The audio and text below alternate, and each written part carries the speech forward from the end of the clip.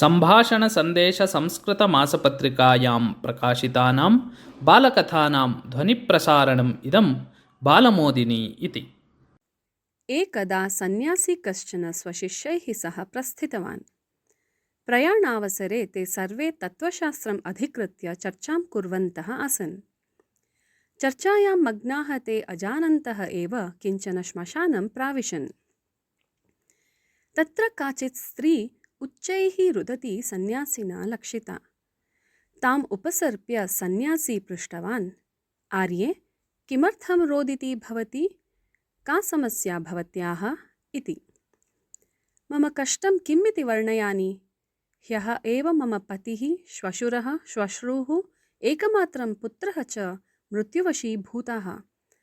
भाग्यहीना अहम् एका एव जीवामि इति रुदती एव अवदत् सा महिला।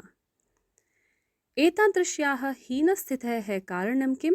सः सन्न्यासी तां सान्त्वयन् अपृच्छत्। कश्चित् क्रूरः व्याघ्रः, तेन मम परिवारसदस्याः, अन्ये केचन ग्रामजनाः च निष्ठुरतया भक्षिताः, सा प्रत्यवदत्। तदा शिष्येषु कश्चन पृष्टवान्, आर्ये, सः क्रूरः व्याघ्रः अग्रे पुनः अपि ग्रामजनान् भक्षयेत् एव। एवं तर्हि किमर्थं भवन्तः एतं प्रदेशं परित्यज्य अन्यत् स्थानं न गच्छेयुः? तस्मै नरभक्षकाय व्याघ्राय किमर्थं भवद्भिः आहारैः भाव्यम्? ग्रामारण्यात् अनन्तरं स्थिते राज्ये वासः कर्तुं शक्यः ननु इति। तदा सा अवदत्, किमर्थं देशत्यागः चिन्त्येत मया मद्ग्रामवासिभिः च? एतस्य प्रदेशस्य राजा सज्जनः, धर्मनिष्ठः, प्रजानुरागी च। प्रजानां सुखसमृद्ध्यर्थं बहुधा प्रयतते सः। देशे द्रोहः, वञ्चना, उत्कोचः, अन्यायं वा नैव दृश्यते। एतादृशे उत्तमे राजशासने सति वयम् अन्यत्र क्व वा गच्छेम? एतां व्याघ्रसमस्याम् अपि यथाशीघ्रम् अस्मदीयः राजा परिहरेत् इति।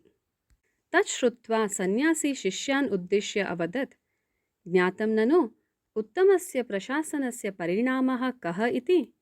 यदि राजा तदीयाः अधिकारिणः च योग्याः न स्युः, तर्हि तेषाम् उपद्रवः क्रूरजन्तूनां पीडातः अपि अधिकः एव भवेत्।